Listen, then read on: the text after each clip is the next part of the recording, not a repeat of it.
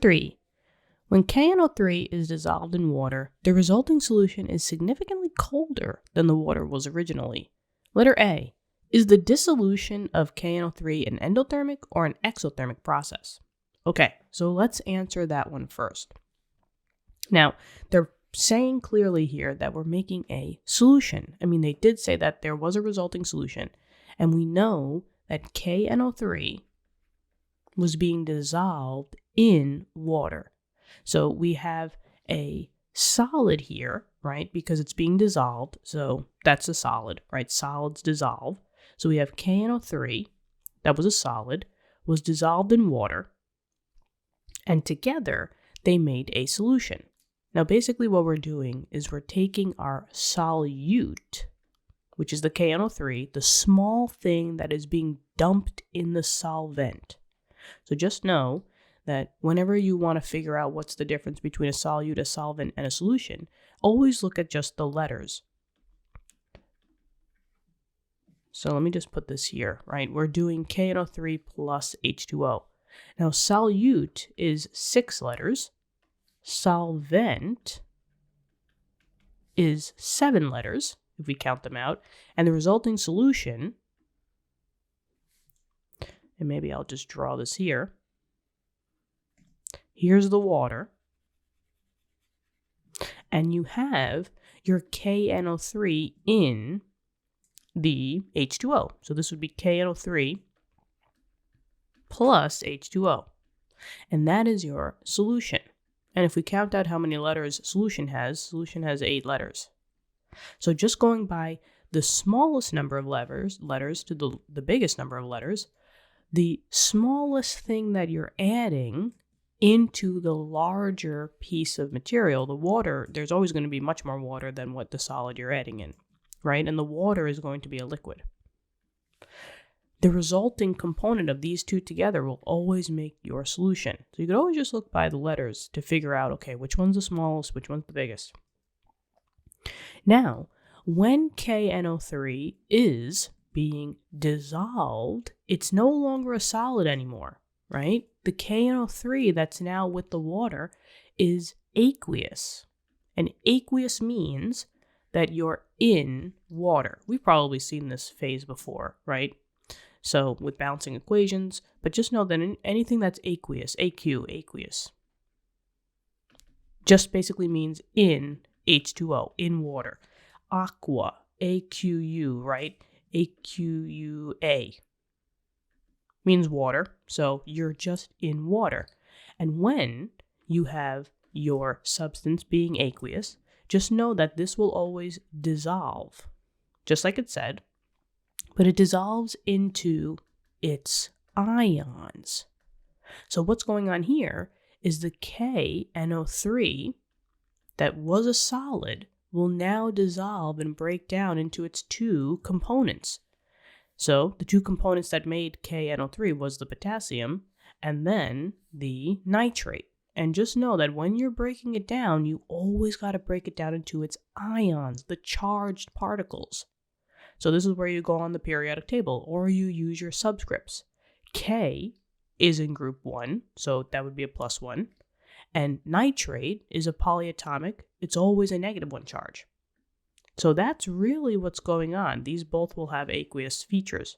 So in this water now, you don't just have KNO3s. You have Ks +1 chilling around, and you got NO3s minus. Maybe you have another NO3 up here, minus, and you have a K over here. But just know that all these would be classified as aqueous. But now, would this be endothermic or would this be exothermic? Well, it did say that the resulting solution was significantly colder than the water originally. So this water, the solvent, was hotter. And what's going on with the actual substance, the liquid? Well, it's going from hot to cold. Now we have to talk in terms of what's going on with the components. What are the components doing? Well, the components that are making up the solution are either giving more heat to the H2O or they're taking it from the H2O. They're either stealing or adding heat. Now, in this case, the KNO3, when it broke down into its ions, it seems like it's robbing the heat because that resulting solution, the water, the solvent, was going from something that's hot to cold. So something had to have been stealing the heat. And that's what's going on with the KNO3. The KNO3 is making the solution go from hot to cold because it's taking the heat for its own. And if you're taking the heat, you're absorbing the heat. And absorbing the heat, the KNO3, it's taking the heat. So that means that the water was becoming significantly colder. But if the water was becoming significantly hotter, that means that when that KNO3 was breaking down, it was giving away heat. And that's what makes the H2O so much more hot. But in this case, always colder means endothermic, because for the outside solvent, it's taking away from the heat and it's giving to the KNO3. So absorbing the heat is always an endothermic reaction. So that's the answer for the first one. So is the dissolution of KNO3 endothermic or exothermic? It's endothermic. Okay, now we're on to letter B. And maybe I'll put B over here. What conclusions can you draw about the intermolecular attractions involved in this process? Okay, so now we know that we're clearly dealing with an endothermic process. And now we're talking about the specific intermolecular attractions. Well, these are kind of like your intermolecular forces. Which forces are going to be the most predominant of this dissolution, this solution? Well, we already kind of talked about what's going on with KNO3, right? KNO3, being a solid, is going to break down into its K plus aqueous ions and NO3 minus. Now, these opposites attract. A positive will want to link up with the negative. These will pretty much want to be pretty close to each other. However, there's another thing that's going on here, and it's the interaction between the water and the positive and the negative. Now remember, when we talked about intermolecular forces with water, water's got a lot going on. It's got London forces, it's got dipole-dipole, and it's got hydrogen bonding. But most specifically is that the oxygen, since it's more electronegative than the hydrogen, right? The hydrogen is the least electronegative. The oxygen is going to have a partial negative charge, and the hydrogen, since it's less electronegative, has a more positive charge. So while you're having the water going and swimming past, all these ions, right? The negative will want to be very, very, very, very close to which ion? Yeah, the positive, because opposites attract. So the negative oxygen will want to be very close with all of the positive cations, the potassium, while the positive H will want to be very, very, very, very close to the negative ions, the nitrate. So close and close. But now the question is, they say, what conclusions can you draw about the intermolecular attractions that are involved in the process? Well, there's two different ones. There's the intermolecular attractions between the positive and the minus of the KNO3. That's called ion-ion attraction. Because you clearly have one ion, that's the ion, and you have another ion, that's another ion. And then the attraction between the water and the ions, we can't say that this is ion-ion because H2O is not an ion. It's a covalent molecule. But remember that this has a dipole.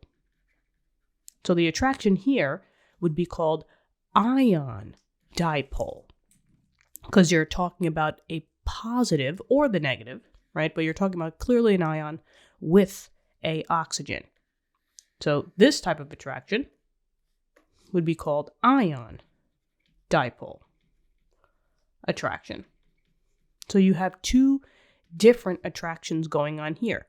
Ion-ion is the interaction between the positive and the negative, and then the interaction between the water and the ions in the actual solution. But just know that when you're dealing with endothermic reactions always favor ion-ion attractions. So if they clearly wanted you to draw a conclusion as to which one was more predominant, it's going to be the attraction between those direct positives and those direct negatives.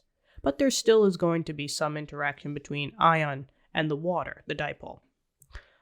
Okay, now, moving on to letter C. Where am I going to put letter C? I guess letter C is down here.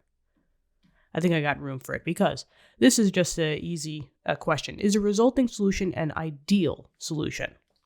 And just know that an ideal solution is always one in which there is no energy difference. So this is not endothermic nor exothermic. So this is where your two substances, your solute, comes together with your solvent, and there's no energy difference. No heat is being given off, no heat is being absorbed. The temperature is basically staying the same.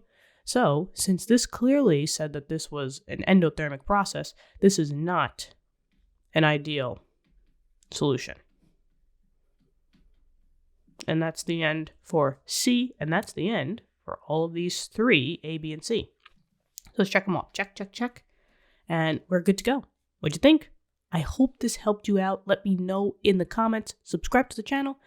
And I'm looking forward to helping you guys with more questions. Thank you so much for being here, sticking around. You guys give us the motivation to just keep going, all right? Because we really want to help you guys out with your classes. I'll talk to you soon and have an awesome day. Bye-bye.